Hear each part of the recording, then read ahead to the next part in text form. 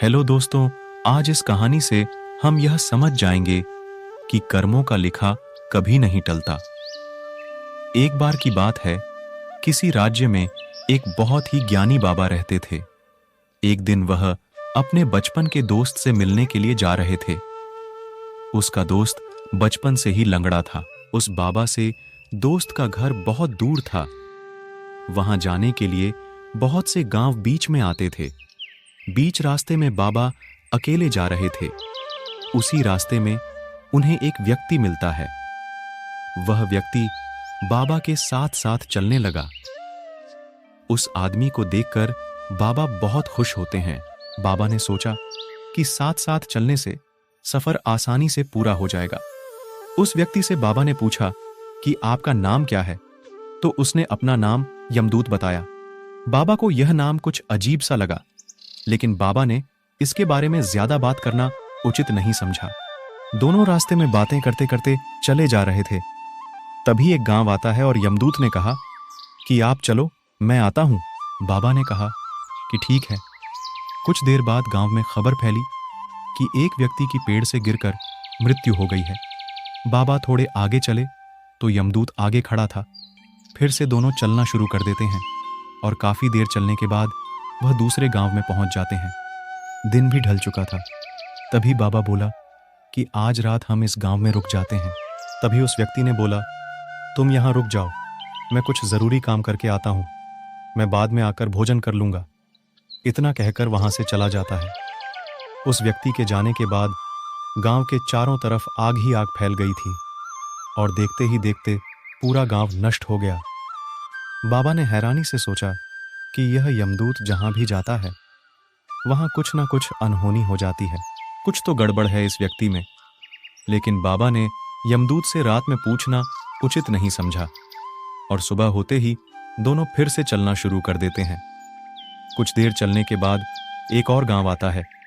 यमदूत ने फिर से बाबा को कहा कि तुम चलो, मैं इस गांव में जरूरी काम करके आता हूं और रास्ते में मिलता हूं। यह कहकर यह दूर चला गया। इस बार बाबा को संदेह हो गया था कि वह कहां जाता है। थोड़ी देर बाद लोगों की आवाज सुनाई दी कि एक व्यक्ति की हत्या हो चुकी है। इस समय यमदूत बाबा के पास पहुंच गया, लेकिन इस बार बाबा ने पूछ लिया कि तुम जिस भी गांव में जाते हो वहां कोई ना कोई अनहोनी हो जाती है। क्या तुम बता सकते हो कि ऐसा क्यों हो रहा है? यमदूत ने कहा, बाबा जी, आप तो बहुत बड़े बाबा हो, इसलिए मैं आपके साथ चलने लगा था। ज्ञानियों का साथ अच्छा होता है। इतना कुछ होने के बाद भी आप मुझे पहचान नहीं पाए। मैं कौन हूं? बाबा ने कहा, मैं समझ गया हूं, लेकिन मुझे एक प्रश्न है। आप अपना सही से परिचय दे दे तो मेरे लिए आसानी होगी।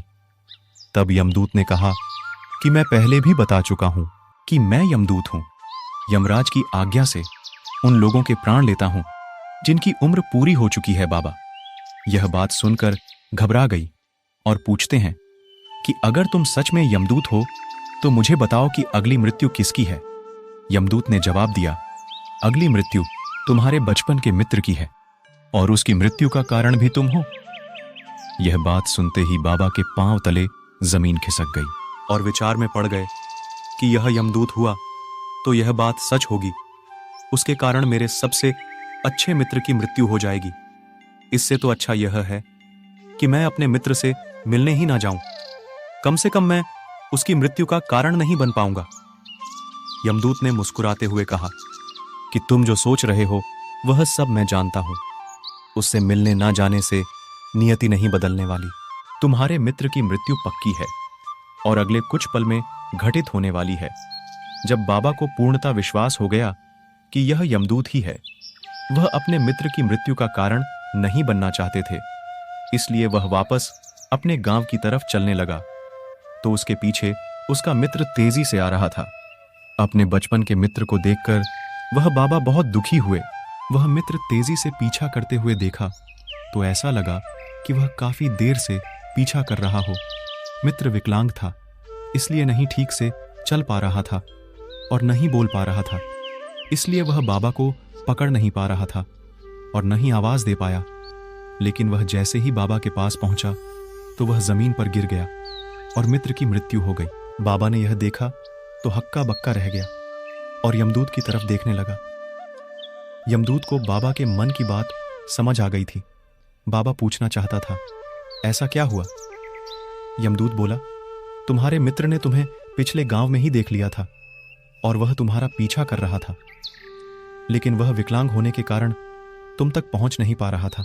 उसने अपनी पूरी शक्ति लगा दी तुम तक पहुंचने में, लेकिन वह अब बूढ़ा हो चुका है, ऊपर से विकलांग, इसलिए दिल का दौरा पड़ने से उसकी मृत्यु हो गई है, क्योंकि वह तुमसे मिलने के लिए अपने सीमाओं को तोड़कर तुम्हारे पीछे भाग रहा था।